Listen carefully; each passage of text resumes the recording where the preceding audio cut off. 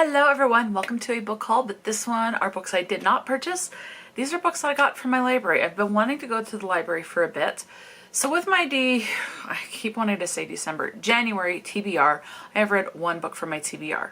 I am reading one book from my Romance Reveal book box that I got at the beginning of the month. The unboxing video will already have been up. And then I'm probably going to see about reading one of these library books. I only checked out 10. So hopefully, now most of these are either reader's choice or are new releases. One of them is not. So I'm just gonna go with how I've got them stacked here. So the one that is not a new release or has the sticker for reader's choice is Not Quite Dating by Bybee. So this one I saw a new release. It was either book number 2 or number 3. This is book number 1 in a series, and I saw the cover for book number 2 or 3. Absolutely loved it, but then saw it was part of a series, so I went and got no, this one was part of a series, but it's not that series that I saw the cover for. But I thought I'll go ahead and try the author. So the one I saw again was book 2 or 3, but my library did not have on the shelf book number 1.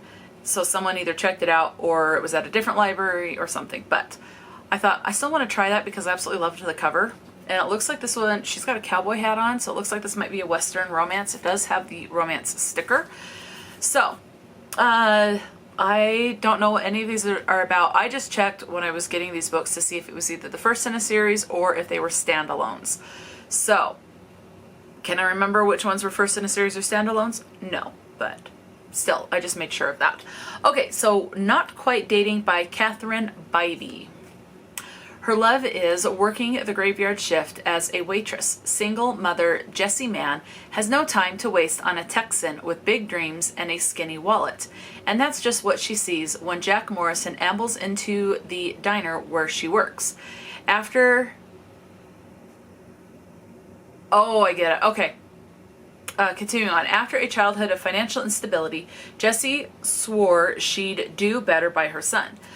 But with Christmas just around the corner, saying no to Jack and his cowboy good looks is easier said than done. I had no idea this was Christmas. This does not give me Christmas vibes. Granted, it's Texas. So, her love is, and then ... and then I read that little synopsis. So it's like, her love is, and then it's supposed to go right here. So her love is all he wants for Christmas. So her POV synopsis, now it's going to be his POV synopsis. All the heir to the Morrison Luxury Hotel Empire, as the heir, not all. As the heir to the Morrison Luxury Hotel Empire, Jack Morrison is tired of women drooling over his wealth. He wants a woman who will love him for him, and he thinks he's found her when he meets Jessie. To be sure, he conceals his true identity and offers to help Jessie find the rich husband she needs. But will Jack's matchmaking game backfire and cost him the ultimate Christmas gift? So, alright, there's that one. Next, this one is a romance. It does have the romance sticker, and this is Holding the Reins, so it gives me definite Western vibes. I just thought this cover was real cute. This does have a new sticker on there, so yeah. He's holding tight onto the reins. Only she can help let them go, or help him let go.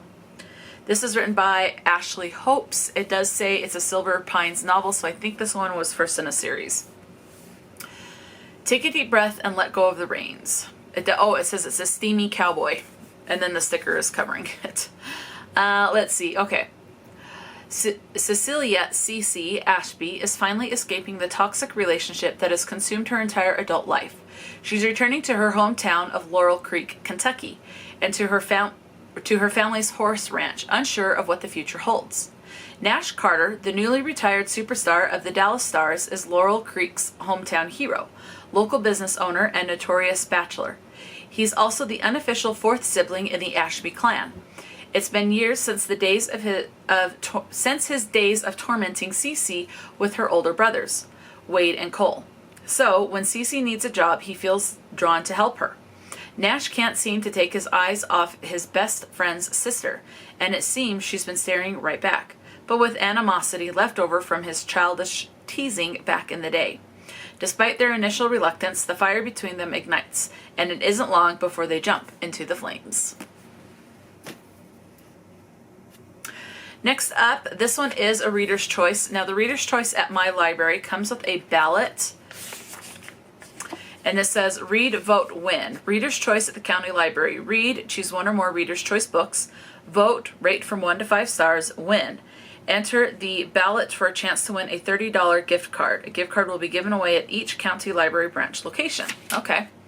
And so then it's at the back here. So book title, the star rating to fill in. Whoop, dropping it. And then I have to provide my name and phone number to be eligible for the drawing.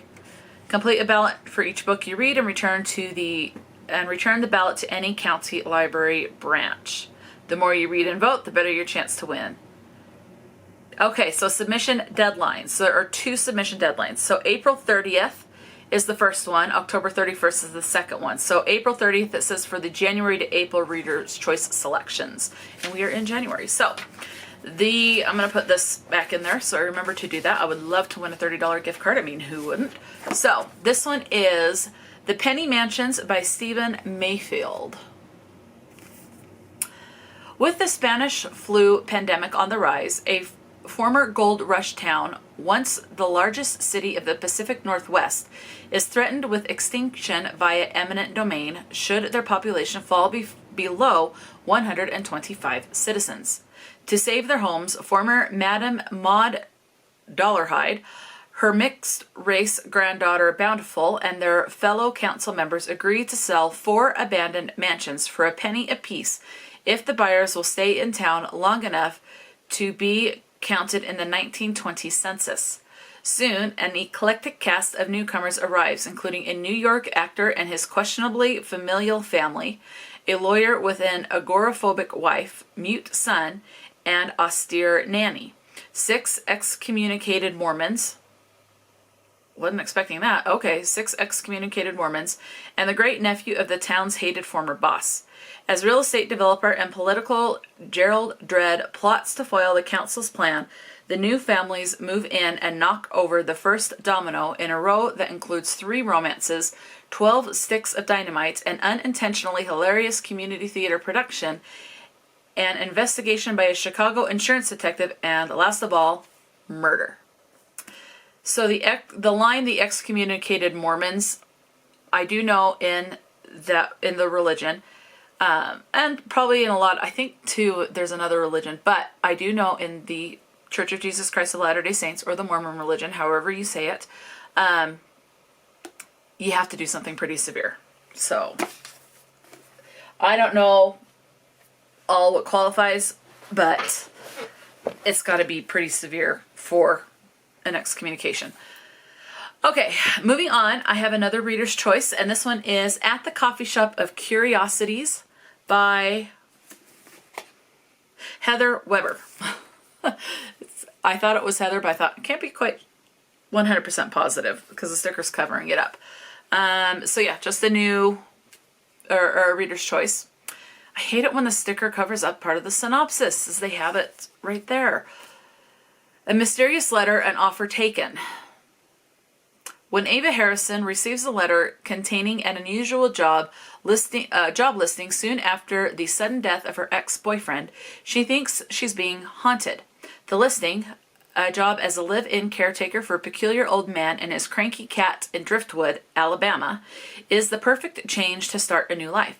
Maggie Mae Brightwell runs Magpies, Driftwood's coffee and curiosity shop, where there's magic to be found in pairing the old with the new. Lurking under Maggie's cheerful exterior is a painful truth.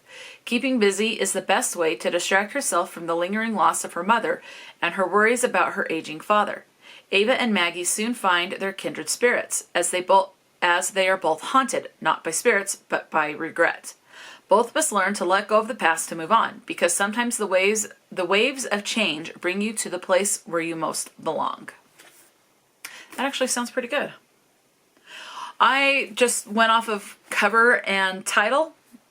So when I picked these up from the library, so I'm finding out what these are about right now for the first time. Okay. This next one I have, let me take out my due date slip, is another Reader's Choice, and this one is Above the Fire, written by Michael O'Donnell.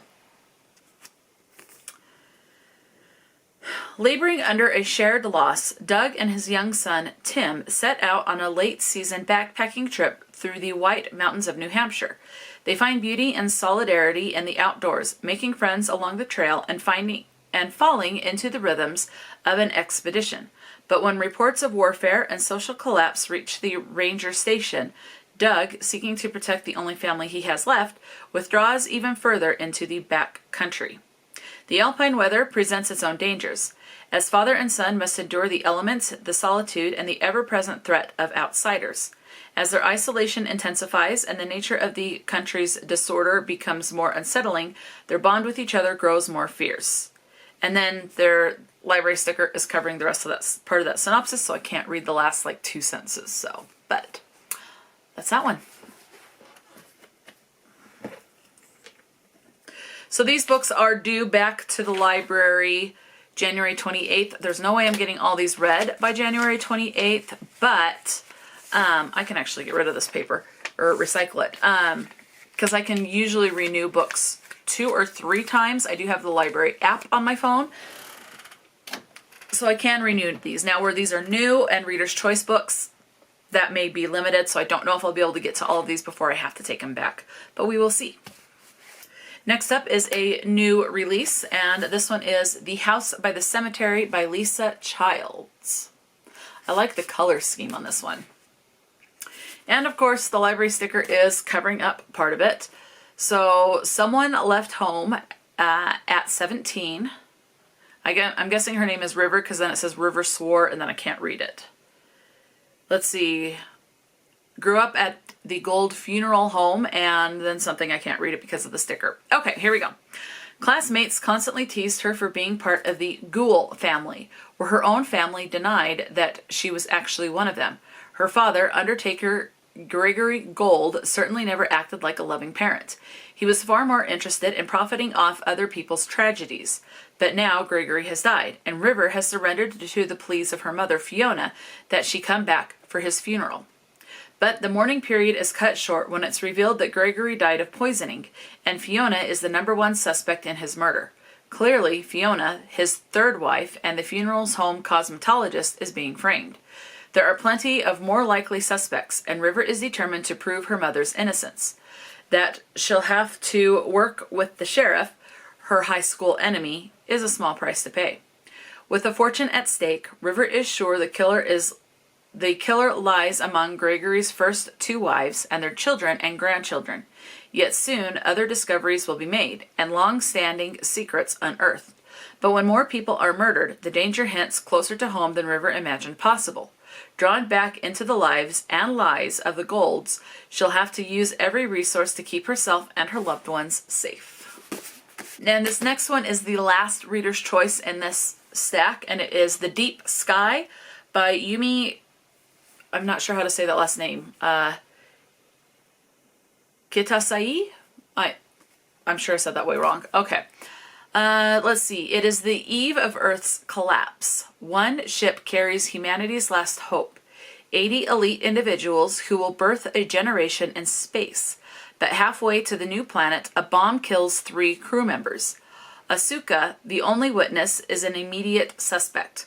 As the mystery unfolds on the ship, poignant flashbacks reveal how Asuka was chosen to represent Japan as a half-Japanese girl raised in America. With the crew turning on one another, Asuka must find the culprit before they lose faith in the mission, or the bomber strikes again. And the last 3 in this video are all new releases. And this first one that I'm going to show you is That Night in the Library by Eva Jurczyk. Not quite sure how to say that. Let's see. Okay. On the night before graduation, 7 students gather in the basement of their university's rare books library. They're not allowed in the library after closing time, but it's the perfect place for the ritual they want to perform. One borrowed from the Greeks, said to free those who take part in it from the fear of death. And what better time to seek the wisdom of ancient gods than in the hours before they'll scatter in different directions to start their real lives. But just a few minutes into their celebration, the lights go out, and one of them drops dead. As the body count rises with nothing but the books to protect them, the group must figure out how to survive the night while trapped with a murderer. like, that actually sounds really good. It was the title on that one, and then the cover was like, okay, definitely looks intriguing too. Now I'm definitely intrigued. And this next one gives me Pirates of the Caribbean vibe because of the main predominant image on this cover. And I like I've only seen like the first 2 or 3. I think 3. I don't remember. I know there's quite a few, and I've only seen the first. I know I've seen the first 2. I can't remember if I've seen the third of the Pirates of the Caribbean. But Deadly Depths by John F. Dobbyn. It's this that makes me think of the Pirates of the Caribbean. So, and I do have thalassophobia, so I imagine if this is, now this is a mystery, so I imagine it'll kind of play into some fears maybe. I don't know. We'll see. But a notable archaeologist close to finding a priceless artifact meets his untimely demise. Matthew Shane vows to find his murderer. Matthew Shane is a law professor in Salem, Massachusetts, where he enjoys a rewarding mentorship from Professor Barrington Holmes, a well-known archaeologist. So when Professor Holmes is found dead in his office and the police rule it a suicide, something doesn't sit right with Matthew. He becomes determined to find the true cause of Holmes's death and bring closure to his widow. Matthew soon learns that Professor Holmes belonged to a group of notable archaeologists dubbed the Monkey's Paw, who were all entangled in an expedition to find an unknown object of unprecedented historical and financial value. Each member had been given one piece of the instructions to find the object, but some of the men had encountered horrific twists of fate before the group could reunite to continue their search. Joining forces with the remaining members, Matthew's quest for the cause of the apparent curse of the Monkey's Paw leads him on a global-wide goose chase that culminates in a turn of events not even Professor Holmes could have predicted. That cover definitely doesn't give me archaeological and monkey's paw type vibes, but we'll see how that goes. And this last one has a horror sticker on it. This is also in the last new release and the last book of this video, but the cover says it's a thriller, so maybe it's a horror thriller or a thriller horror, whichever, I don't know. But this one is Call the Dark by J. Todd Scott. Survival of the Fittest. A small white plane hurtles from the sky, vanishing into the wilderness. Hiker Maggie Robbie watches its final descent, certain that no one could have survived. But to her shock, a 15-year-old girl emerges from the wreckage, wounded but miraculously impossibly alive. Maggie approaches with trepidation. She has secrets of her own, a past she can't escape. Saving the girl means risking her future, but she can't just abandon her, can she? With the young survivor, Maggie embarks on a dangerous trek through the remote Appalachian backcountry, joining up with 2 veterans from the local sheriff's department who know the land better than anyone. But even as Maggie charts their course through the mountains, she can sense someone or something else watching and waiting. Their journey is about more than enduring the elements. It's about escaping a sinister presence that makes a vast wilderness feel like it's closing in. Okay, this sounds really good. I am excited for this one. And that is it. Those are the 10 books that I got from my library last night. So, yeah, let me know, have you read any of these books, or have you read books from any of these authors? I know a few of them do have other books out, just from, like, the very first book that I showed you, I saw a couple of them on the library shelf, and some of them, with reading the back, it says author of, and then it has an image of another book that they wrote. So I don't know about all of them, but I do know that at least some of them have other books out. So let me know, have you read any of these books? Have you read books from any of these authors? Definitely let me know. Does one of these books sound more intriguing to you than the others? Definitely let me know. Talk to me in the comment section below, and until next time, stay true to yourself and enjoy a good book, and I will talk to you later.